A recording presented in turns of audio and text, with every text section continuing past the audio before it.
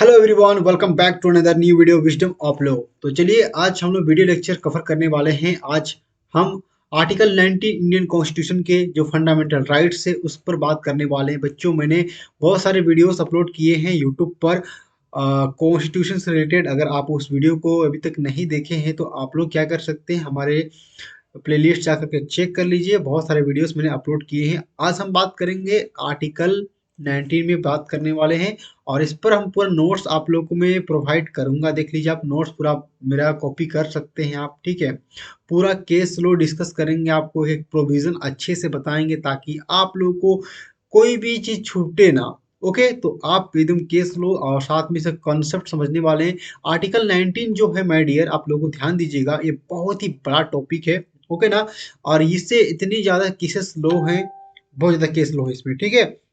तो देखिए, इसको आज हम कवर करने वाले हैं। प्लीज, तो वीडियो थोड़ा लंबा हो सकता है, लेकिन अगर आप को मैं शॉर्ट 5 मिनट में बताना चाहूँ तो 5 मिनट में तो आप कुछ भी नहीं समझ पाइएगा, क्योंकि ये डीपली इस पर कॉन्स्टिट्यूशन जो है हमारा, जो बेंच होता है हमारा इंडियन को, हमारा सुप्रीम कोर्ट जो है बहुत बड़े जजमेंट इस पर पास की है। तो आर्टिकल 19 में जो है हमारे 6 तरह के जो राइट्स हमें दिए गए हैं इसे, उस पर हम लोग बात करेंगे। ओके ना। तो चलिए वीडियो को शुरू करते हैं बिना टाइम को वेस्ट किए, ऐसा बिना कोई परेशानी हो गई। ठीक है, वीडियो शुरू करते हैं। आर्टिकल 19 जो बात करता है, जैसे कि मैंने आप सबों को बताया था कि हमारे आर्टिकल 19 से लेकर 22 तक ये बात करेगा आपका फ्रीडम की बात करेगा, सिर्फ फ्रीडम की, ठीक ना।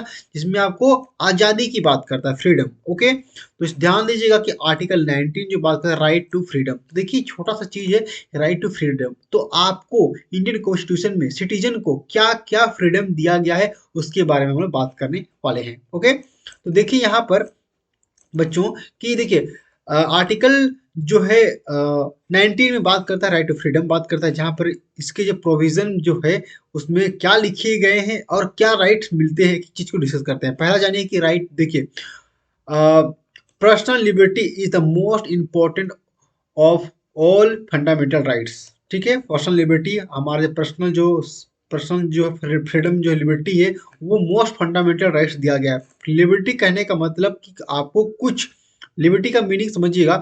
लिबर्टी कहने का मतलब कुछ आपको राइट्स, ठीक ना। ये देखिए, ये लिबर्टी हो गया, कुछ राइट्स आपको दिए भी गए हैं और कुछ चीज आपको रोक भी लगाया गया है। मतलब पूरा आपको फ्रीडम नहीं है, तो राइट्स के साथ आपका फ्रीडम भी आएगा। फ्रीडम के साथ दो चीज है, फ्रीडम के साथ क्या आएगा, फ्रीडम के साथ आपको रिस्ट्रिक्शन भी आपको मिलेगा। ये होता है लिबर्टी का मतलब, होता है फ्रीडम मतलब पूरा फ्रीडम है। और लिबर्टी का मतलब है कि हाँ, राइट्स भी मिल रहा है आपको फ्रीडम का, और साथ ही आपको कुछ रीजनेबल रिस्ट्रिक्शन भी लगाया जा सकता है। तो ये जो आपको जो फ्रीडम ऑफ राइट्स जो है वो क्या है, ये फंडामेंटल है, मोस्ट फंडामेंटल राइट्स है। एक छोटा सा लाइन बात करते हैं, जैसे कि मैंने आप सबों से कहा आर्टिकल 19 से लेकर 12 तक बात करता है, ठीक है ना। Article 19 to 12 deals with different aspect of basic rights, ठीक है ना। तो ये बात करेगा ऐसा गारंटी, ये जो गारंटी दिया गया फ्रीडम का वो आर्टिकल 19 में इंडियन कॉन्स्टिट्यूशन में दिया गया है। और ये फॉलोइंग 6 जो है फंडामेंटल राइट्स आपको दिए गए। पहला जो फंडामेंटल राइट्स है हमारा वो freedom of speech and expression, बहुत ही इंपॉर्टेंट और बहुत ही कम्प्रिहेंसिव, हमारे लाइफ से जुड़ा हुआ एक चीज है। Okay, so my dear, so it is, ये बहुत इंपॉर्टेंट, जरा ध्यान दीजिएगा। ओके, दूसरा हमारा है फ्रीडम ऑफ असेंबली। उसके बाद तीसरा है हमारा freedom to form association, freedom to movement and freedom to reside and to settle and freedom to profession occupation and trade and business. तो ये 6 तरह के हमारा फंडामेंटल राइट्स था। देखिए यहाँ पर एफ जो है, एफ हमारा भी फंडामेंटल राइट्स था, जो राइट टू प्रॉपर्टी था, तो उसको रिपील कर दिया गया। ओके, तो अभी पहले 7 फंडामेंटल राइट्स थे, यहाँ पे जो आर्टिकल 19 में जो है फंडामेंटल जो दिया गया हमारा 7 क्लॉज 7 थे, ठीक है ना, लेकिन एक हटाया गया। ओके, वो एफ था जिसमें प्रॉपर्टी, राइट ऑफ प्रॉपर्टी था, उसको हटाया गया। ओके, अब हम बात करते हैं आगे कि देखिए इसके आगे के प्रोविजन को, मतलब हम लोग बेयर एक्ट के लैंग्वेज में आने से पहले इसका बेसिक फंडामेंटल चीज हम लोग जान लेते हैं, जो कि बहुत इंपॉर्टेंट चीज है। ओके, देखिए समझिएगा कि the freedoms enumerated in Article 19A are those great and basic rights which are recognized as the natural rights inherent in the status of citizen. तो यहाँ पे जो बात करते हैं, जो हमारे जितनी भी राइट्स दिए गए, 6 तरह के हमें राइट्स जो दिए गए हैं, वो क्या बोलता है, ये नेचुरल राइट से और इनहेरेंट राइट से। और ये किसके दिया गया, सिटीजन को दिया गया। मतलब कि नेचुरल राइट करने का मतलब ये शुरुआत से ही, जन्म से ही, एक लंबे समय से ही ये हमारे साथ है। इनहेरेंट जन्मजात, जैसे ही पैदा लेते हैं ये राइट्स आपको मिल जाते हैं, ऐसा। ओके ना। तो ये है एक नेचुरल राइट से, जो कि ये सोसाइटी जब से है तब से एग्जिस्ट कर रहा है, उस समय का राइट्स दिया गया है। ऐसा ऐसा नहीं कि कॉन्स्टिट्यूशन जो है बना तभी आपको राइट्स मिला। राइट्स पहले भी था, लेकिन कॉन्स्टिट्यूशन में लिख करके ये बताया गया कि ये राइट्स आपको दिया गया है। पहले भी राइट्स आपको दिया गया था, लेकिन कॉन्स्टिट्यूशन में आने के बाद ये आपको लिखित रूप से आपको मिला, आपका अधिकार, जो आर्टिकल 19 बात करता है, राइट टू फ्रीडम। ओके, आगे बात करते हैं इसमें कि but note this freedom is absolute. अभी क्या बोल रहे, अभी तो मैं बोल रहा था आपकी ये राइट्स तो बहुत हमें दिया गया है, गारंटी है, किसके द्वारा गारंटी दिया गया, कॉन्स्टिट्यूशन के द्वारा। लेकिन ये राइट जो है वो है, वो freedom, none of this freedom is absolute. तो यहाँ पे जितने भी फ्रीडम की बात कर रहे हैं, ठीक ना, चाहे जितने भी 6 तरह का फ्रीडम की बात कर रही है, एब्सोल्यूट नहीं है। ये एब्सोल्यूट मतलब कि वो आपके पास हमेशा नहीं रह सकता है, समय आने पर कभी ना कभी वो रीजनेबल रिस्ट्रिक्शन आपसे पाबंदी लगा सकता है। आगे देखते हैं, आपको समझ में आएगा अच्छे से। ठीक है, अनकंट्रोल। देखिए पहला पहला चीज तो ये, पहला पॉइंट बोलता है कि but note of this fundamental this freedom is absolute. और दूसरा हो गया जैसा अनकंट्रोल और मे बी रिस्ट्रिक्टेड। तो ये क्या हुआ, आपको लगाया जा सकता है, रिस्ट्रिक्शन भी लगाया जा सकता है, रिस्ट्रिक्टेड कर किया जा सकता है, और अनकंट्रोल भी किया जा सकता है। ओके, तो यहाँ बात करते हैं रिस्ट्रिक्शन में भी कॉन्स्टिट्यूशनली वैलिड। तो आप यहाँ पे एक बात बोला गया कि जो हमें पाबंदी लगाया जाएगा हम पर, और रिस्ट्रिक्शन जो लगाया जाएगा वो क्या होगा, वो वैलिड होगा कॉन्स्टिट्यूशन के द्वारा। देखिए फंडामेंटल राइट्स हमें दिया गया है, लेकिन हमें पाबंदी भी लगाया गया है। जैसे कि मैंने आप सबों को कहा कि लिबर्टी का मतलब क्या होता है, कि हमें कुछ फ्रीडम भी देना है, और फ्रीडम भी देना है, और कुछ रीजनेबल रिस्ट्रिक्शन भी लगाना है। तो इसका मतलब यही होता है कि हमारा कॉन्स्टिट्यूशन जो है वो क्या बोल रहा है यहाँ पर, कि ये जो हम रिस्ट्रिक्शन लगाएंगे वो वैलिड लगाएंगे। अब वो कौन से कंडीशन है जहाँ पर हमारा जो लॉ है, हमारी सरकार जो है, जो हमारा कॉन्स्टिट्यूशन जो है, कौन सा सिचुएशन है जहाँ पर वो रीजनेबल रिस्ट्रिक्शन लगा सकता है, हमारा राइट टू फ्रीडम जो है कुछ समय के लिए कभी भी इसको बंद, मतलब कि रोका जा सकता है। जैसे कि एक एग्जांपल लेते हैं, राइट टू मूवमेंट। ठीक है, हम लोग कहीं भी आ जा सकते हैं, घूम सकते हैं, लेकिन कोरोना काल में देखा कि ये राइट्स हम पर, इस पर रिस्ट्रिक्शन लगा दिया गया था।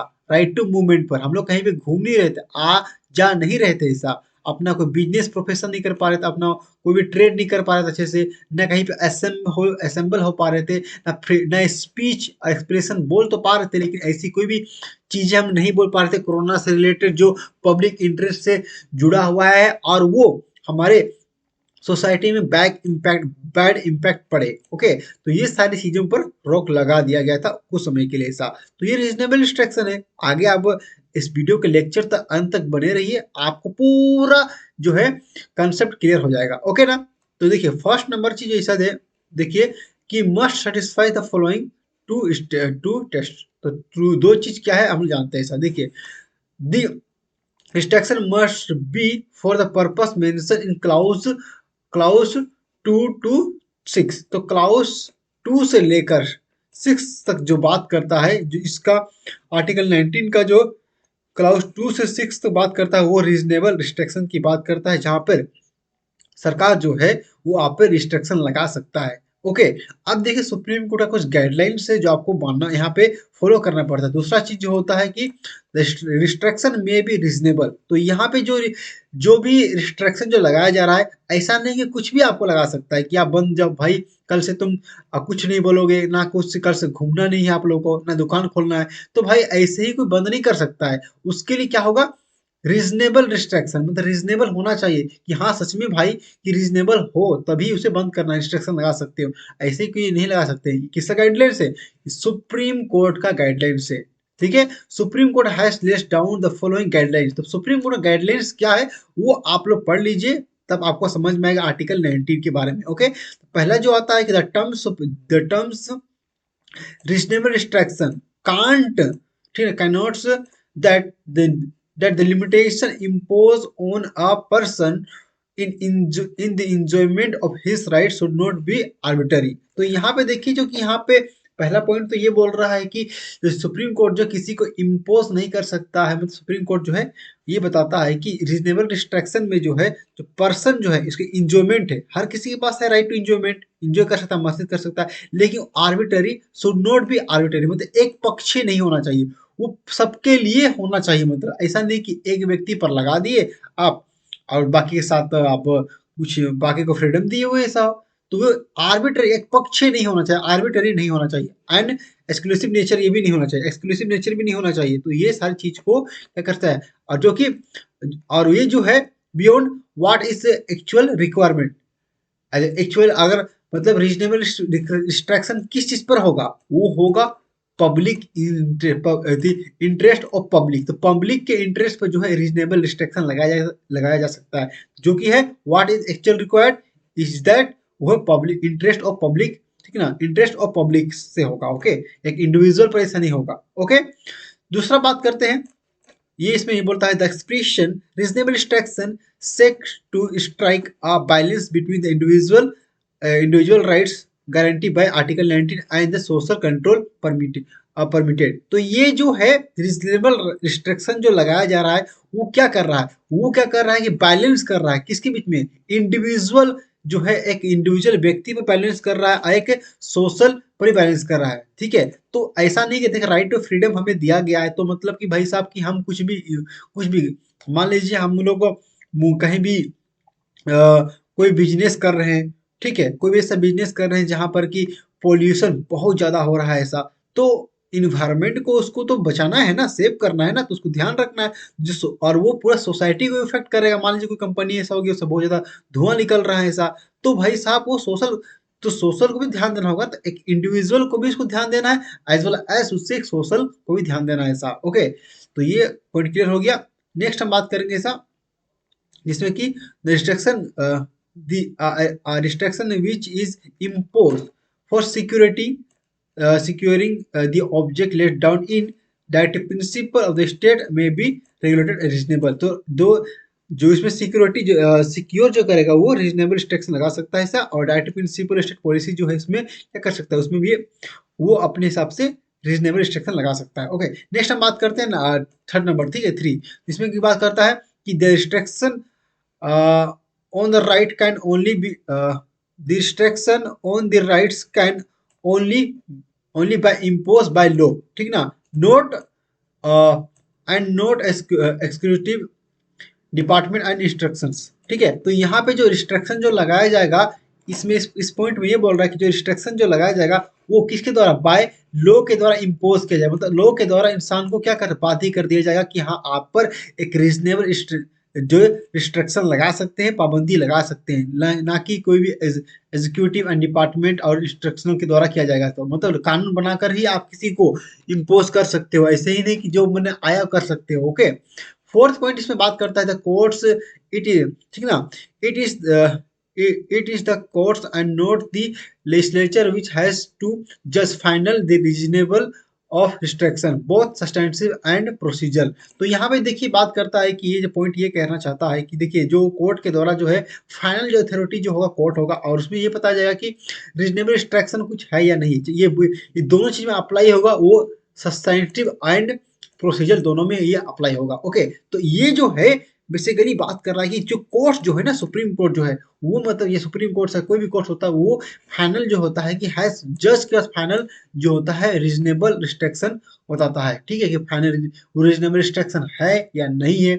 मान लीजिए सरकार को तो कुछ भी कभी कोई भी कानून बना देता है, किसी पे कोई भी लॉ लगा देता है और उसमें किसी को डिटेन कर लेता है। ओके, तो वो बताया कि जो भी आप जो रिस्ट्रिक्शन लगा रहे हैं वो रीजनेबल है या नहीं, कौन बताएगा, वो जज ही बताते हैं सर। ओके, तो अब हम बात करते हैं उसके बाद अब देखिए कि ये जो है right available to citizen only, ठीक है। तो ये जो है राइट्स जो दिया गया आर्टिकल 90, जो मैं आपसे पढ़ा रहा हूँ, आप लोगों को बता रहा हूँ इसके बारे में, हम पढ़ रहे हैं। तो ये जो आर्टिकल 90 है, ये है सिर्फ ये ओनली सिटीजन के लिए अवेलेबल है, ठीक है। Rights available to citizen only, ठीक है। तो ये सिटीजन के लिए अवेलेबल है, ये फॉरेनर पर अप्लाई नहीं होगा, ओनली फॉर क्या, सिटीजन के लिए अवेलेबल है, okay. Under article 19 means only natural person and not legal person. तो ये जो है ऐसा नेचुरल पर्सन के लिए है, नॉट लीगल पर्सन के लिए। तो ओनली जो आर्टिकल 19 जो है वो सिर्फ नेचुरल पर्सन के लिए, मतलब नेचुरल पर्सन मतलब जैसे कि मान लीजिए हम लोग है, जीता जाता आदमी, इंसान है, वो हो गया नेचुरल पर्सन। लीगल पर्सन हो कोई कंपनी हो गया, कोई कंपनी होगा, कोई फॉर्म हो गया, तो ये सब है, वो उसको क्या होगा, उसको कोई दिक्कत नहीं होगा, ठीक है। देखिए अब देखिए कि सच एज कॉर्पोरेशन और कंपनीज, तो कंपनीज जो हो, कंपनीज होगा मतलब लीगल पर्सन के लिए। लीगल पर्सन में जो आ जाता है, कौन आता है, कंपनीज एंड कॉर्पोरेशन जो होता है वो आ जाता है ऐसा, ओके। उसी तरह से the bank nationalisation case has establish the view that fundamental of share holder. तो ये जो शेयर होल्डर जो है इस्टेब्लिश किया गया, शेयर होल्डर जो है फंडामेंटल राइट से किसका, वो शेयर होल्डर का, ओके।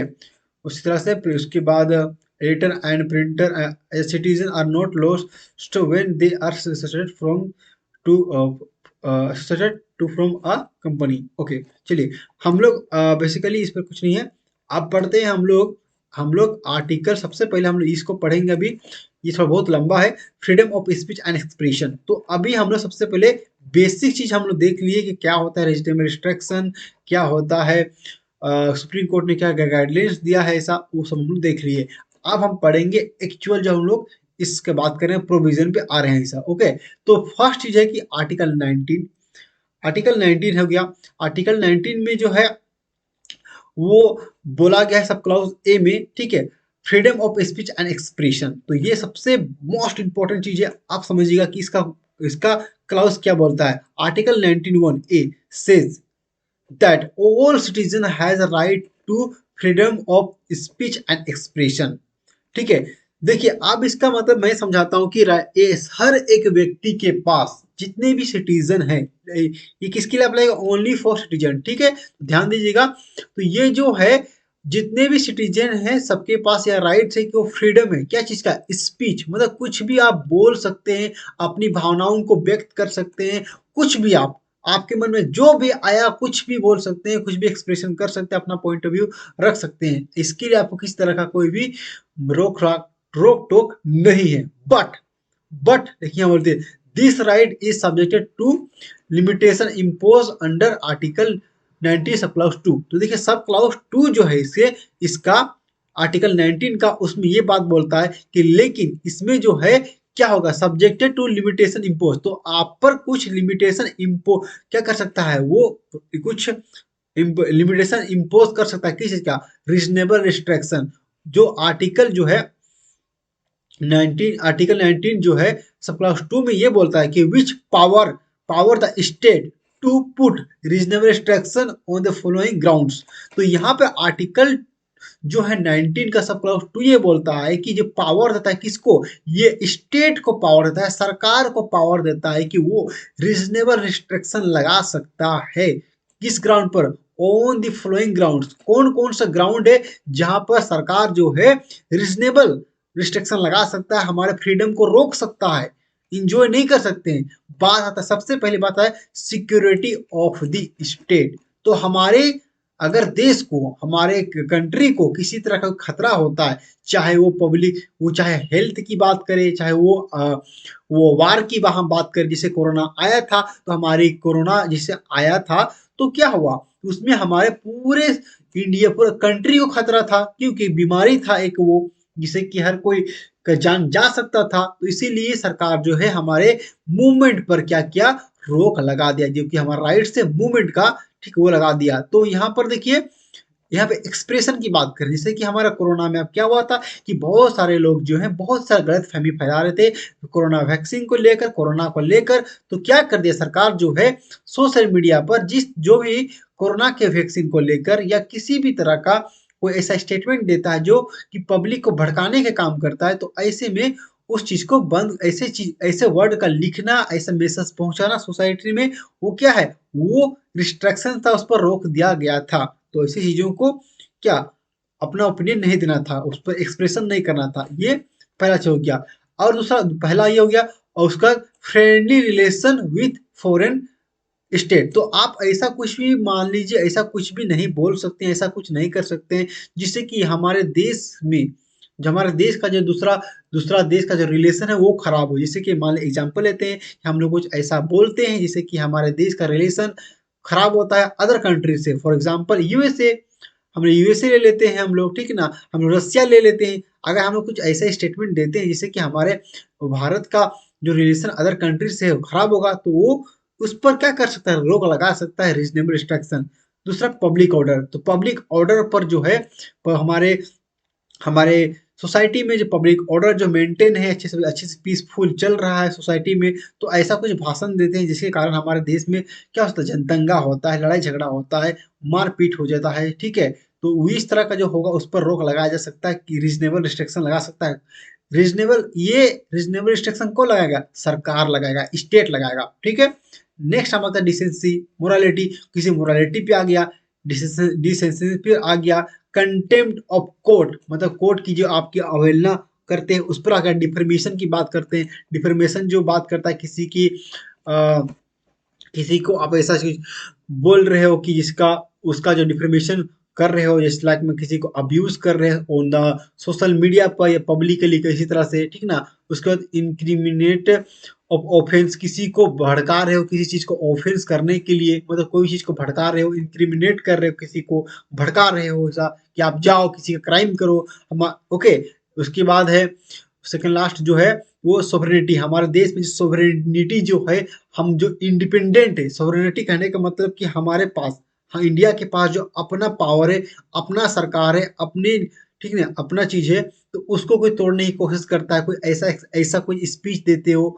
उसके बाद हमारे देश में जो इंटीग्रिटी जो है, एक ब्रदरहुड का जो भावना है, जो एक यूनिटी है, उसको कोई, यूनिटी एंड इंटीग्रिटी जो है हमारे, उसको तोड़ने की कोशिश करता है। तो इस तरह का ये सारी चीजों को इस तरह का जो है, अगर कोई इस तरह का कुछ करना चाहता है तो क्या करेगा, सरकार जो इस पर रीजनेबल रिस्ट्रिक्शन लगा सकता है।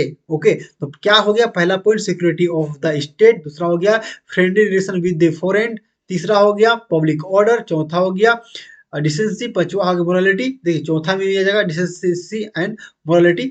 उसके बाद पांचवा में आ जाएगा contempt of court, six number में आ जाएगा डिफर्मेशन, सेवेंथ में आ जाएगा इंक्रिमिनेट ऑफ ऑफेंस, ठीक ना। उसके बाद सातवां आठवां में आ जाएगा सोवरेनिटी एंड इंटीग्रिटी। ओके, ये हो गया। अब देखिए, अब देखिए कि अब नेक्स्ट पॉइंट क्या बोलता है, बहुत इंपॉर्टेंट है, भागेगा मत, ठीक ना। क्योंकि मैं पूरा एकदम बहुत मेहनत किया हूँ इस नोट्स को बनाने के लिए ऐसा, और इसको पूरा प्रॉपर ट्रेनिंग पूरा पढ़ के आया हूँ अच्छे से, ताकि आप लोग को अच्छे से बताऊंगा, इसीलिए भागना नहीं है। नेक्स्ट कवर करते हैं, the freedom of speech and expression means the right to expression on convictions and opinions freely by words, mouth, writing, printing, picture और any other mode। अब हम बात कर रहे थे कि जैसे कि हम बात कर एक्सप्रेशन की बात कर रहे थे। देखिए फ्रीडम ऑफ जो है स्पीच एंड एक्सप्रेशन का एक्चुअल मीनिंग क्या होता है, जिसमें कि हम लोग क्या करते हैं, उसमें क्या करते हैं कि हम खुद अपने मुंह से बोलते हैं, अपनी भावनाओं को व्यक्त कर सकते हैं। जैसे कि मैं आप लोगों को पढ़ा रहा हूँ, तो क्या कर रहा हूँ, मुंह से ही आप लोग समझाने की कोशिश कर रहा हूँ। आप नोट राइटिंग, ये देखिए मेरे पास नोट्स है, तो उसको पढ़ा रहा हूँ, मैं अपनी चीजों को समझाने की कोशिश कर रहा हूँ। ओके, ये हो गया। प्रिंट के, मान लीजिए कोई पिक्चर हम दिखा के आप समझाना चाहते हैं कि हाँ भाई ये देखो, ये नरेंद्र मोदी है, इसका ये ऐसा दिख रहे हैं, ये वो, ठीक है ना, इसका शक्ल ऐसा है, और ये कोई कोई सा नेचुरल इन्वायरमेंट का आपको हम फोटो दिखा दिए कि यहाँ पहाड़ है, पर्वत है, इस तरह का पिक्चर दिखा दिया, कोई भी अदर मोड से किसी तरह का। मान लीजिए किसी को हम बदनाम भी करना चाहेंगे तो किसी का फोटो दिखा सकते हैं, कोई अदर मोड हो गया, एनी अदर मोड, कोई ऑनलाइन प्लेटफॉर्म पर आ गया। तो ये कोई भी इस तरह से जो हम लोग एक्सप्रेशन अपनी भावना करते हैं, सोशल मीडिया में कुछ हम लिख रहे हैं, इंस्टाग्राम पे लिख दिए, मस्त पोस्ट कर दी स्टोरी, ट्विटर पे लिख दिए बहुत अच्छा चीज, किसी को कमेंट मार दिए, ओके ना। तो इस तरह का जो है वो, इस तरह से हम क्या कर सकते हैं, अपना राइट्स जो है हमारे पास है, स्पीच एंड एक्सप्रेशन का जो है कर सकते हैं, अपना एंजॉय कर सकते हैं, ये इस तरह का बात बोलता है।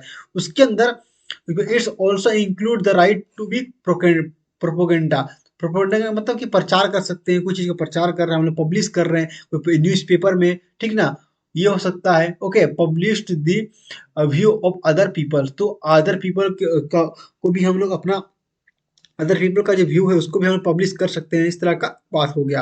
Otherwise this freedom would not include the freedom of press. तो यहाँ पर एक सबसे बहुत इंपॉर्टेंट बात बोला गया है, फंडामेंटल राइट जो है हमारे पास जो है राइट टू फ्रीडम। तो राइट टू फ्रीडम में जो है ये बात बोला गया है, देख लीजिए क्या बात बोला गया है, फ्रीडम ऑफ प्रेस। जो ये हम लोग जो न्यूज आज मीडिया की बात करते हैं, जो फ्रीडम ऑफ प्रेस की बात करते हैं, जैसे कि मीडिया वाला क्या करते हैं, हाँ वो भी एक तरह से न्यूज रिपोर्टिंग करते हैं, वो भी अपने रिपोर्टिंग के माध्यम से लोगों के सामने, जो लोगों के सामने पीपल का सामने क्या सच्चाई को सामने लाते हैं, वो अपने एक्सप्रेशन दिखाते हैं न्यूज में क्या क्या हो रहा है। तो इस तरह के क्या कौन सी घटना कब हो रहा है, कब होगा, किसका परिणाम क्या है, कौन सरकार क्या कर रहा है, तो ये चीज हम मानते हैं कि हमारे इंडियन कॉन्स्टिट्यूशन में जो ये बोला गया है, ठीक है।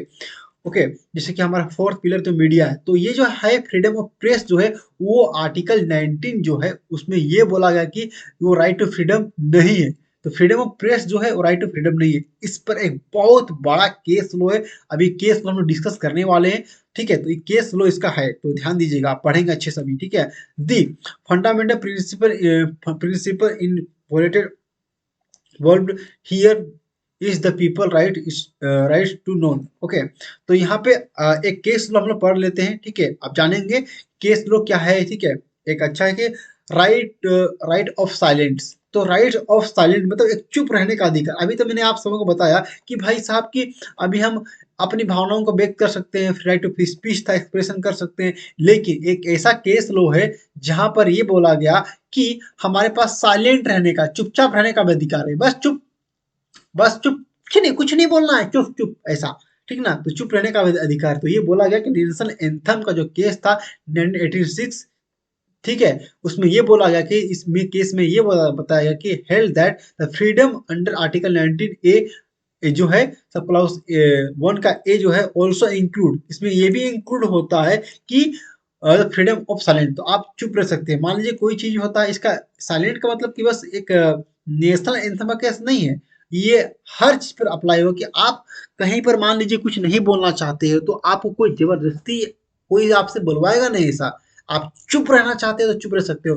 नहीं बोलेंगे, अच्छा जाओ ना भाई, कुछ नहीं बोलेंगे हम, तो ऐसा आप कोई जबरदस्ती बोल रहा है आपको कि बुलवा रहा है, बोलो ना भाई बोलो ना, तो आप नहीं बोलना चाहते हो तो आप कोई फोर्स नहीं कर सकता है। ओके, अब हम बात करते हैं कि देखिए, जैसे कि मैंने आप सबको अभी बताया था फ्रीडम ऑफ प्रेस। तो देखिए प्रेस जो है उस पर हम बात करेंगे, इसके लिबर्टी के बारे में, इसके राइट्स की, कहाँ तक इसका दायरा है। सुप्रीम कोर्ट ने इस सुप्रीम कोर्ट ऑफ इंडिया जो है हमारे, ठीक है, वो इस फ्रीडम ऑफ प्रेस पर कौन कौन सा जजमेंट पास किए हैं और क्या क्या गाइडलाइंस दिए हैं, और ये राइट टू फ्रीडम जो है या नहीं है, आप अभी आप लोग जान जाइएगा। ओके ना, तो वीडियो को देखिए अंत तक। ये थोड़ा सा ये आर्टिकल 19 जो थोड़ा लंबा है लेकिन मोस्ट इंपॉर्टेंट है, नहीं देखोगे अंत तक तो कोई फायदा नहीं है, आधा देख लिया कोई पता नहीं है, पूरा देखो तो मजा आएगा। फ्रीडम ऑफ प्रेस समझते हैं, ठीक है। Unlike the American constitution article 19(1) a number हो गया, does not expressly mention the liberty of press is that the freedom to print and to publish what one place without previous permission, but it is settled law that that the right to freedom of speech and expression include the liberty of the press. तो यहाँ पे देखिए American constitution में ये बोला गया था कि देखिए डज नॉट इंक्लूड, क्या क्या बात बोलता है इसमें, ये बोलता है कि जो फ्रीडम ऑफ प्रेस जो है वो मतलब कि एक्सप्रेसली मतलब पूरे स्पष्ट रूप से क्या हो गया, ये उसको क्या करते हैं, मतलब फ्रीडम नहीं दिया गया ऐसा, वो उसमें एक क्या है लिबर्टी ऑफ प्रेस। तो देखिए यहाँ पर एक बड़ा चीज बात करते हैं, जैसे कि मैंने आप सबों को बताया था, लिबर्टी मतलब कि उससे फ्रीडम ऑफ प्रेस तो है, आपके पास प्रेस करने का मतलब प्रेस है आपके पास, लेकिन उसके साथ में कुछ रीजनेबल रिस्ट्रिक्शन भी है। क्या बोलते हैं, लिबर्टी का मतलब ही होता है फ्रीडम विथ रिस्ट्रिक्शन, दो चीज है, फ्रीडम विथ रिस्ट्रिक्शन है ऐसा। ओके ना, ये बात करता है ऐसा। तो उसका फ्रीडम टू प्रिंट मतलब आपके पास है फ्रीडम टू प्रिंट मतलब कि ये आपके फ्रीडम देता है क्या, right to write sorry right freedom of press में ये बात होता है कि फ्रीडम ऑफ प्रिंट प्रिंट आप जो मीडिया में जो है उसमें कोई प्रिंट भी कर सकते हैं एंड पब्लिश भी कर सकते हैं ऐसा। और what what one please without previous permission, तो ये परमिशन के बिना भी आप कर सकते हैं, कोई दिक्कत नहीं, लेकिन इसमें आपको लिबर्टी दिया गया है। ऐसा क्या चीज का इंस्ट्रक्शन है आपको पता चल जाएगा आगे, ठीक है। But it is selected selected law that the right to freedom of speech and expression include liberty and press. तो ये अभी जो मैंने आपको बताया लिबर्टी ऑफ प्रेस की बात करता है, मतलब कि पूरा आपको राइट्स नहीं है कि आप फ्रीडम है पूरा जो मन में आप कर सकते हैं। Okay, press is supported to grant public interest. तो ये जो है हमारा प्रेस जो आप जानते हैं public interest sorry public interest पर बात करता है, पब्लिक इंटरेस्ट की बात करता है सब प्रेस जो हमारा है, ठीक है। ऐसा नहीं कि अपने मन से इंडिविजुअली अपने के लिए काम कर रहा है, ये पब्लिक इंटरेस्ट पर ये काम करता है कौन, प्रेस वाले ऐसा। By bringing for from the misdeed finding and lapse of the government. तो यहाँ पे देखिए जो हमारा प्रेस जो होता है क्या काम करता है, बेसिकली उनका ड्यूटी होता है कि अभी हमारी सोसाइटी में क्या चल रहा है, गवर्नमेंट कैसे काम कर रहा है, ऐसा कोई भी अगर करप्शन कर रहा है, कोई मिसयूज कर रहा है ऐसा, ठीक है, तो उसको दिखाना, जनता के सामने सही चीज प्रकट करना, लाना, वो सारी चीजें जो होता है। अब कोई भी इंफॉर्मेशन हमें तुरंत मिल जाना, तो सरकार का कुछ गाइडलाइंस होता है। तो ये जो फ्रीडम जो होता है हमारे पास बहुत ही अच्छा है, क्योंकि हर इंफॉर्मेशन हमें तुरंत ही मिल जाता है, किसके द्वारा, प्रेस के द्वारा ऐसा। तो ये फ्रीडम हम कब है, तो ये बात करता है ऐसा। ओके, उसके बाद and other bodies exercise of government. तो ये सिर्फ गवर्नमेंट की बस बात नहीं करता है, वो हर एक मुद्दे को उठाता है, वो हर एक चीजों को बात करता है जो पब्लिक इंटरेस्ट से जुड़ा हुआ है, ऐसा हमारे आम जीवन से जुड़ा हुआ है। ओके, तो इस तरह की बात करता है। राइट्स जो है ये हमारे दिया गया आर्टिकल 19 में दिया गया। ओके, उसका rightly therefore it has been described as fourth state, ठीक ना, इसमें डिस्कस कर दिया। अब चलिए हम जानते हैं एक केस लॉ भी हम लोग पढ़ने वाले हैं जो कि बात करेगा प्रेस से बारे में, ठीक है। एक केस लॉ पढ़ते बेनिंतल कोलिम केस वर्सेस केस AIR 1973 का केस है, supreme court 106। Okay, held that the freedom the that held that the freedom of newspaper to publish any number of pages or the circulate it to any number of a person and to fix price each is each an integral part of freedom of speech and expression freedom. Okay, तो यहाँ पर आप देखिए कि ये बोलता है, इस केस में ये बोला गया था कि ये जो न्यूज़पेपर जो है उसमें क्या कर सकते, पब्लिश किया जा सकता है नंबर ऑफ पेजेस, मतलब कितने भी हम लोग नंबर ऑफ पेजेस हम लोग कर सकते हैं। जैसे कि हमारे पास जानते हैं कि आप न्यूज़पेपर आता है तो कितने भी इस पर क्या कर सकते हैं, उसको क्या कर सकते हैं हम लोग, पेज उसका फ्रीडम ऑफ स्पीच हमारे पास है तो वो हम लोग बेच सकते हैं उसको किसी वेब प्राइस फिक्स में, और ये हम लोग एक कॉपी नहीं बहुत सारे कॉपी हम लोग बेच सकते हैं ऐसा, और ये इसका फिक्स प्राइस भी रख सकते हैं ऐसा। ओके, और वो हमारे और जिसमें कि एक न्यूज़ मीडिया जो क्या करता है, एक अपना एक्सप्रेशन, अपना स्पीच अपना एक्सप्रेशन को व्यक्त करता है एक रिटर्न या कोई वीडियो के माध्यम से, जो भी हमारे पास है उससे क्या कर सकता है, वो प्रेस के माध्यम से हमारे तक न्यूज़ पहुंचाता है कि व्हाट इज हैपनिंग कंट्री, क्या हो रहा है ऐसा, सोसाइटी में क्या हो रहा है, उन सारी चीज़ों को ऐसा। तो कोई भी काम तो फ्री में नहीं करेगा ना, everyone depend upon something someone else, हर कोई किसी पे भी डिपेंड है। तो आप पर और हमारे लिए वो काम कर रहा है, न्यूज प्रोवाइड कर रहा है, रिपोर्टिंग प्रोवाइड कर रहा है, कि इन्फॉर्मेशन कलेक्ट कर रहा है, तो उसका भी तो फिक्स प्राइस बनता है ना। तो वो राइट टू फ्रीडम है, तो उसके साथ क्या कर सकता है कि वो जो है उसका फिक्स प्राइस लेकर उसे चार्ज भी कर सकता है, किससे, जो व्यक्ति जो है इस चीज का बेनिफिट लेगा। ओके, आगे की बात करते हैं freedom of press in both quantitative and qualitative. तो ये जो है फ्रीडम ऑफ प्रेस जो है इसमें क्या होता है, क्वांटिटी भी प्रोवाइड करता है, मतलब कि क्वांटिटी और क्वांटिटेटिव एंड क्वालिटी, ठीक है।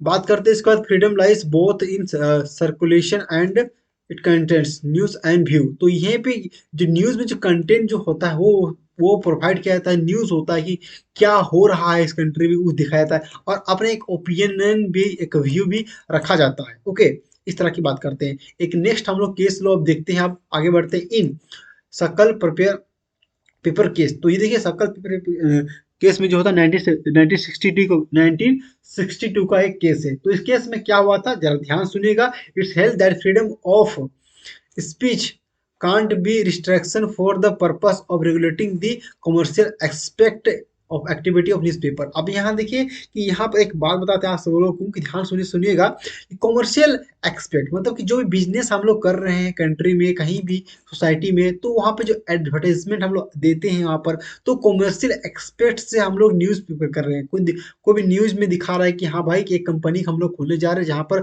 बहुत सारे मजदूर को, बहुत सारे लोग इंडिया को एक कपड़ा का दुकान खोल रहे हैं जहाँ पर मजदूरों को काम मिलेगा और ये सेलिंग होगा। तो ये या कपड़ा खोल रहे हैं, या किसी के पेपर बना रहे हैं, या कोई लैपटॉप बना रहे हैं, या चादर बिछौना कुछ भी आप बना रहे हैं, कुछ चीज़ का बिजनेस कर रहे हैं, तो यहाँ पर जो है क्या कर सकते हैं कि यहाँ पर ये नहीं बोला जाएगा कि रिस्ट्रिक्शन जो है नहीं लगाया जा सकता है। ठीक है, तो ये फ्रीडम उसके पास है।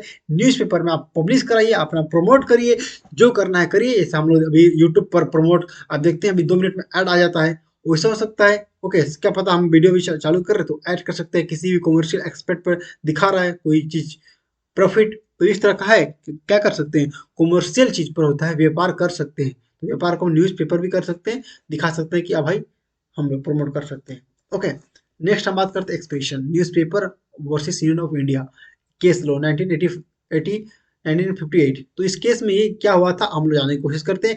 इस केस में हुआ था held that which which is impose and pre impose, उसके बाद ओके, अब prevent this paper bring started and required the से government aid in order to violated article 19। Okay, इसमें एक्सप्रेशन इसी का केस है। ठीक है, एक्सप्रेस न्यूज केस हेल्ड।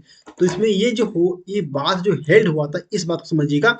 ठीक है, the press industry is not freely from tax. तो ये इस केस में ये बोला गया था कि ये देखिए कि यहाँ पर ये जो न्यूज़ पेपर जो है, हम लोग न्यूज़ जो है पेपर जो इसमें न्यूज़ जो है वो फ्री टैक्स फ्री नहीं है। कि ऐसा भाई कि ले रहे हैं किसी को इंफॉर्मेशन प्रोवाइड कर रहे हैं हम लोग, तो वो क्या होगा, वो हम उसको फ्री टैक्स कर देंगे। तो अगर कोई भी बिजनेस इस पर्पज से कर रहा है न्यूज़पेपर से, तो that is taxable under Indian income tax. ठीक है, कोई भी टैक्स होगा उससे टैक्स लिया जाएगा ऐसा। Okay, but tax should not within reasonable and limit और does not impede its and freedom to expression and circulation. तो यहाँ पर देखिए कि ये बोला गया इसमें कि यहाँ पे किसी तरह का कोई रिलीफ नहीं दिया जाएगा, रीजनेबल नहीं होगा ऐसा। तो जो भी इंडस्ट्री जो है उसमें टैक्स फ्री नहीं किया जाएगा, न्यूज़पेपर वाले जो रहेंगे उसको टैक्स देना पड़ेगा। ओके, तो अब हम लोग आगे बढ़ते हैं, केस लोग बहुत है तो इसको हम लोग खबर करके ही जाएंगे, खत्म कर जाएंगे। Okay, Raja Gopal versus state, Raja Gopal versus state of TN 1994 का केस है। इस केस में क्या हुआ था आप जानिए। इस केस में ये बताते हैं आप लोगों को, ध्यान से दीजिएगा कि held that the press has the right to publish an unauthorised account of a citizen life. ठीक है, autobiography of a convict accused of several murder is so far it is based upon public record freedom of the press. The, the court said means absence of interference by the state except insofar as it is authorized by the constitutional and by law.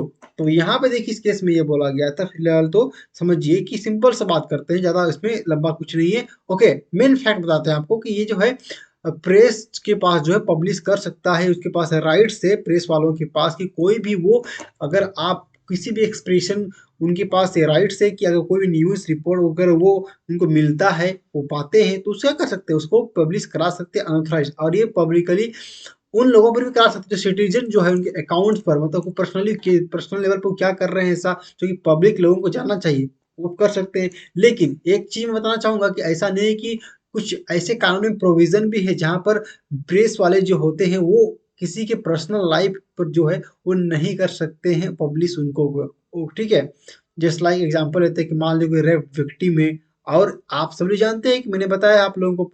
ठीक है, तो नहीं बताया तो जान लीजिए कि अगर हम किसी को भी कानून में गिरफ्तार कर रहे थे, कोई व्यक्ति चाहे मर्डर किया है, रेप किया है, तो उसको हम तुरंत उसके आइडेंटिटी को डिस्क्लोज नहीं कर सकते हैं साथ। अगर प्रेस वाला ऐसा करता है तो वो क्या होगा, वो पनिशेबल होगा अंडर आईपीसी सेक्शन में बोल रहा हूँ, पर 2 साल का उसको पनिशमेंट दिया जा सकता है। ओके, इस बात को ध्यान रखिएगा। तो ये तो इस चीज को प्रेस नहीं कर सकता है पब्लिश कोई चीज को, ठीक है। एडवर्टाइजमेंट डोमिनेस्ट्रेशन, ठीक है, एंड फिल्म से वेदर प्रोटेक्शन अंडर आर्टिकल 19, ठीक है। तो यहाँ पे हम बात करेंगे कुछ एक इंपॉर्टेंट चीज, ठीक है। यहाँ पे बात करेंगे एडवर्टाइजमेंट। तो एडवर्टाइजमेंट की बात करते हैं कि यहाँ पे जो कि हम लोग आप देखते हैं यूट्यूब पर देखते हैं या कहीं भी आप देखते हैं, चाहे पेपर में, न्यूज पेपर में, चाहे आप टीवी में, गूगल में, हर जगह दिखेगा, हर जगह भी एडवर्टाइजमेंट का ट्रेंडिंग चला हुआ है भाई।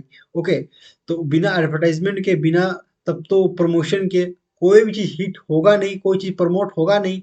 हर जगह तो एडवर्टाइजमेंट चढ़ा हुआ है। तो एडवर्टाइजमेंट को लेकर के, उसके फ्रीडम और उसके स्पीच एंड एक्सप्रेशन को लेकर के सुप्रीम कोर्ट का गाइडलाइंस क्या है, आइए जानते हैं ऐसा। Advertisement is undoubtedly freedom of speech. तो एडवर्टाइजमेंट जो है एक तरह से क्या है, एक स्पीच, एक फ्रीडम है दिया गया ऐसा। But even form of ad is not a form speech and expression. जो एड जो है इसमें बोला गया है कि क्या है, वो एड जो है वो नहीं है, ठीक है। Expression expression speech and expression नहीं है, क्योंकि उसमें कौन बात कर रहा है किसी इंटरेस्ट को लेकर ऐसा। उसके बाद सोशल, ठीक है, political liberty etc. and adds a commercial nature is not protection under article 1 से।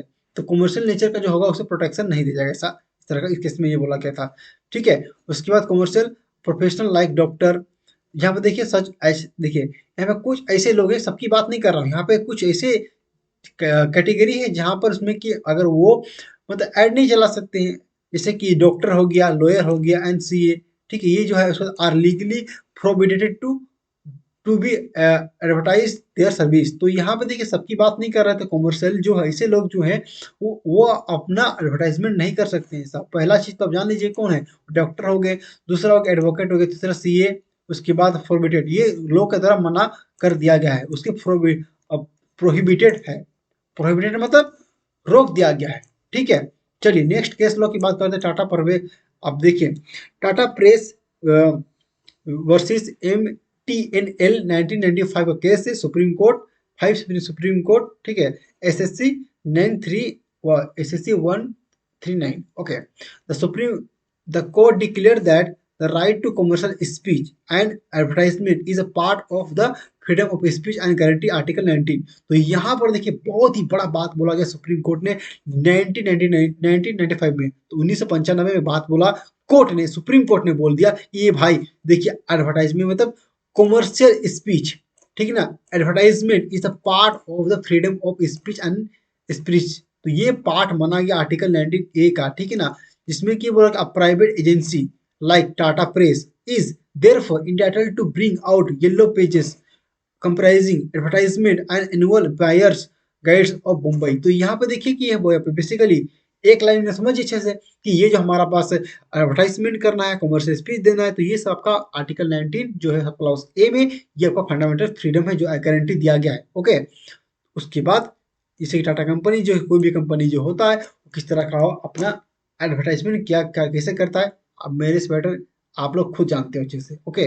उसका डेमोनिस्ट्रेशन प्रदर्शन, मतलब प्रदर्शन कर रहे हैं ऐसा, जो कि हम धरना में उतरते हैं ऐसा, पिकेटिंग, ठीक है, धरना देना, तो ये प्रदर्शन कर रहा धरना देना। Are visible manifestation of one's ideas and it idea and its effect of effect from speech and expression। तो ये जो है एक तरह का एक ये हम लोग क्या कभी कभी कभी कोई सरकार जो होता है, हम हमारे फंडामेंटल राइट्स को ब्रीच करता है, तो हम लोग कोई धरना प्रदर्शन देते हैं, कभी भी कहीं भी चल जाते हैं, ऐसा स्ट्राइक पे आ जाते हैं, तो वो क्या हो गया, ये डेमोन्स्ट्रेशन ये भी आपका एक तरह का राइट्स से दिया गया ऐसा, ओके। तो they are protected under article 19 plus A. तो अभी आप लोग जो धरना प्रदर्शन हर कुछ लगाया जाता है ना कहीं भी, तो वो जो है वो क्या होगा, वो एक तरह से आपका आर्टिकल 19 जो है आपका राइट्स देता है, आर्टिकल सब प्लस ए, जो कि मैं बात कर रहा हूँ सब प्लस ए जो आपको राइट्स देता है ऐसा। उसके बाद देखिए लेकिन लेकिन ये जो राइट्स जो है वो क्या करता है, ये आपको पूरा फंडा पूरा पूरा चीज नहीं है ऐसा। द जो क्या बोलता है, provided that they are not violate and destroy. और देखिए यहाँ पे ये बात बोला गया कि ये आपका पूरा राइट्स नहीं है, ये आपका right to strike is not include within the ambit and freedom of speech. तो इसमें ये इंक्लूड नहीं कर दिया गया ऐसा, ओके। तो मैं शायद अपना फोन देख रहा था, तो पता नहीं कहाँ की चला गया ऐसा, ओके, तो चलिए कंटिन्यू रहते हैं हम लोग। फ़ोन तो नहीं मिल रहा है, उसमें कुछ देखना था हमको। चलिए छोड़िए, अभी हम लोग का खत्म होने वाला है थोड़ी देर में। तो अभी एक केस लो और बाकी है, उसमें खत्म करते हैं, ठीक है। केस लो जो है टीके रंग रंग रंगराजन, ठीक है ना। तो उसमें वर्सेस स्टेट ऑफ टीएन, तो इसमें यह बात बोला गया 2003 का केस है। इस केस में क्या हुआ था इसको हम बता देते हैं ब्रीफली में। Okay, held that the government of servant, तो यहाँ पे देखिए कि यहाँ पे ये बोला गया कि गवर्नमेंट जो कि था, the held that government servant, सरकारी जो कर्मचारी था, has no right to statutory right to go on strike. जो जितने भी इस केस में ये बोला गया है कि जितने भी सर्विस के जो लोग हैं, सरकारी कर्मचारी जो है, सरकार के जो एम्प्लॉई है, ठीक है, तो उनके पास ये राइट नहीं है कि वो क्या कर सकते हैं, जा सकते हैं कि इस पे स्ट्राइक पे जा सकते हैं, वो धरना प्रदर्शन कर सकते हैं, ठीक है ना। वो कर सकते हैं, हड़ताल कर सकते हैं, तो उस पर वो नहीं जा सकते हैं। कौन? गवर्नमेंट सर्वेंट, इसमें बोला गया। उसके बाद इन द ईयर ऑफ 2000, ठीक है ना, 2000, इन द ईयर 2022, 2002 में the government of Tamil Nadu terminate the service of 2 lakh employment under the TN's essential service maintenance act 2002। The government employ and gone had gone on employee can't hold society and resignation by going on strike। तो यहाँ पे है strike पर वो नहीं जा सकते, इसमें ये बोला गया था the employment fed agreed by any government action, they are should they should segregation from statutory machinery provided. तो हाँ, तो देखिए यहाँ पर ये बात बोला गया कि ये जो देखिए बेसिकली एक लाइन में आपको कब क्लियर किया जाए तो देखिए, अगर आप मान लीजिए जितने भी गवर्नमेंट एम्प्लॉई है, अगर उनको राइट्स मिल जाता है कि वो स्ट्राइक में चल जाएंगे, तो स्ट्राइक में चल जाएंगे तो मान लीजिए काम कौन करेगा। तो अगर मान लीजिए उनके पास स्ट्राइक पे हर कोई चला जाएगा तो काम तो नहीं होगा। तो ये देखिए इससे क्या होगा कि उससे ये दिक्कत हो जाएगा कि भाई साहब कि हमारे पास जो राइट्स दिया गया है कि राइट टू जो राइट्स होगा उसको मिस यूज भी क्या किया जा सकता है। मतलब अगर मान लीजिए कुछ भी सरकार के खिलाफ कभी कभी उठना है तो काम बंद कर दिया जाएगा। तो ऐसे में इसका गलत भी इस्तेमाल हो सकता है, इसीलिए इस पर रोक लगाया गया है साहब। ओके ना। तो मान लीजिए कि भाई कभी सरकार किसी कारणवश मान लीजिए कोई काम को प्रॉपर तरीके से नहीं कर पा रहा, तो हर कोई एम्प्लॉयमेंट जितने भी लोग हैं, जितने भी काम कर रहे हैं, नंबर्स ऑफ पीपल्स कितनी काम कर रहे हैं, अगर सबको स्ट्राइक पर आ जाएंगे तो काम रुक जाएगा, जो कि एक बहुत ही बड़ा इम्पैक्ट पड़ेगा सोसाइटी में, पूरे स्टेट में, ठीक है, जो कि बैड इम्पैक्ट जाएगा। इसीलिए राइट टू स्ट्राइक जो इस पर रोक लगा गया है। इससे लोग जो क्या करते हैं ना, एक वेपन की तरह इसको उपयोग करते हैं, ठीक है। तो ये इसका एक मिसयूज भी किया जा सकता है, ठीक है, मिसयूज किया जा सकता है, इसीलिए इससे बचाना बहुत जरूरी है। जैसे कि आप लोग देखिएगा, जैसे कि अगर लेबर लॉ में जो है एक देखने को मिलता है राइट टू कलेक्टिव बार्गेनिंग। तो यहाँ पे देखिए, अगर मान लीजिए हर लेबर, कितनी सारे लेबर होते हैं, अगर उसमें एक लेबर को या 2-3 लेबर को कुछ होता है, तो अगर मान लीजिए सबको एक-एक करके जाएगा तो दिक्कत होगा। लेकिन इसीलिए एक ग्रुप ऑफ पीपल जो होता है, जो कलेक्टिव बार्गेनिंग का काम करता है, जो कि जो मैनेजर जो होता है, मैनेजमेंट के साथ वो अपना बार्गेनिंग करके प्रॉब्लम को सॉल्व करते हैं। इसीलिए हर कोई स्ट्राइक पर जाएगा तो बहुत दिक्कत हो जाएगा, हर कोई काम होगा। तो कुछ लोग स्पेशली अपॉइंटेड होते हैं, कुछ स्पेशल लोग जो होते हैं, जो कि उस रेमेडी पर काम करते हैं। ओके, तो इस तरह का बात हो गया। ओके, चलिए हम लोग बात करेंगे इसका एक केस है, इस पे बात करेंगे। Kumar Jindal versus union of India 1995 का एक केस है। ओके, उसके बाद इन एक और केस है जिसमें कि यूनियन ऑफ इंडिया एंड नवीन जिंदाल, ठीक है। तो ये सुप्रीम कोर्ट 2004 का 2000 सेम केस है। इसी केस को 2005 1995 में ये केस हुआ था, सेम इसी तरह सा केस एक मैटर आया 2004 में। तो आप देखिए इसमें क्या हो गया, नेशनल फ्लैग से रिलेटेड ये चीज है। ओके, तो उसके बाद जो है supreme court made certain important observation in respect of flying of the flag. तो देखिए अभी आप सभी जानते हैं 2022 में अभी मोदी सरकार ने एक बात बोला गया कि एक टाइमिंग था कि हम लोग 6 बजे के बाद झंडा उतार देते थे हमारा, ठीक है, 6 बजे बाद झंडा उतार देते थे, ठीक है। लेकिन अभी कोई भी इंसान कहीं भी कोई झंडा फहरा सकता है, उसको झंडा को नहीं उतारेगा तभी चलेगा, ऐसा अभी एक नया रूल आया। लेकिन लेकिन अब झंडा को लेकर इसमें क्या बात आया, हमारा जो नेशनल फ्लैग है उसमें लेकर सुप्रीम कोर्ट ने क्या गाइडेंस दी है, क्या चीज आया, वो देखिए यहाँ पर। पहला चीज, right to fly right to fly the national flag freely with respect of dignity is a fundamental rights of the citizen within the meaning of Article 19A subclause A being an expression and manifestation of of his allegations and feeling of such। ठीक है, तो यहाँ पर देखिए first चीज तो ये बोलता है कि सिंपल सी बात बता दें आप लोगों को कि ये जो फैला जो है जितने भी हमारे सिटीजन है, जितने भी हम लोग सिटीजन हैं, हमारे पास राइट्स हैं कि हम फ्रीली अच्छे से विथ रिस्पेक्ट एंड डिग्निटी के साथ जो क्या कर सकते हैं, हमारा झंडा हम फहरा सकते हैं, अपने देश का झंडा हम लहरा सकते हैं अपने डिग्निटी के साथ। ठीक है ना, रिस्पेक्ट करना बहुत जरूरी है, डिग्निटी देना बहुत ही ज्यादा जरूरी है। सिटीजन का यह फंडामेंटल राइट्स है, इससे आपको कोई भी छीन नहीं सकता है। ओके, लेकिन यहाँ पे बात करता है, पहला पॉइंट खत्म। दूसरा बात बोलता है कि ये जो राइट जो है, ठीक है, उसको however such right is not absolute rights but qualified on being subject or reasonable restriction under article 90 clause 2। सब क्लाउज 2 जो इसका है उसमें ये बात बोलता है रीजनेबल रिस्ट्रिक्शन लगा सकते हैं। ठीक है, क्योंकि कोई भी इसका मिसयूज भी कर सकता है। हमारा राष्ट्रीय ध्वज जो होता है एक बहुत सम्मानजनक ध्वज है, उसके साथ कोई मिसयूज कर सकता है। तो इसीलिए गवर्नमेंट जी का क्या कर सकता है, वो कानून बना करके आप पर या हम पर सभी पर क्या कर सकता है, रीजनेबल रिस्ट्रिक्शन लगा सकता है। ये एब्सोल्यूट राइट्स हमारा नहीं है। ठीक है, ये एब्सोल्यूट, इसे गवर्नमेंट कभी भी छीन भी सकता है हमसे। ठीक है, तो इस पर रोका भी सकता है। तो ये एब्सोल्यूट राइट हमारा ये नहीं है। आप देखिए 3 नंबर में आते हैं। ठीक है, 2 नंबर में आते हैं जैसे कि emblems and name and prevention of improper using act. तो यहाँ पे देखिए 1950 and the prevention of insult of national honour act 1971 regulated the use of national flag. तो देखिए यहाँ पर एक हमारा एक्ट दिख रहा है इस नेशनल फ्लैग को रिस्पेक्ट करने के लिए। तो स्पेशली इसके लिए एक्ट वो पास कर दिया गया है कि अगर नेशनल फ्लैग को किस तरह से रिगार्ड करना है, रिस्पेक्ट करना है, वो इस क्लॉज में, इस एक्ट में आपको देखने को मिलेगा। ओके, अगर मान लीजिए आप नेशनल फ्लैग का इज्जत नहीं कर, सम्मान नहीं कर सकते, तो यू विल हैव, तो आपको क्या होगा, you will punish, you will shall be punish, आपको पनिश किया जाएगा। ओके, उसके बाद इसमें बात करते हैं, इसमें क्या बोला गया है। तो इसी तरह से the course although is note within within the meaning of article 13 of constitution of India. तो यहाँ पे देखिए अगर मेन चीज आपको बताते हैं। ओके ओके, चलिए इसमें कुछ खास नहीं है।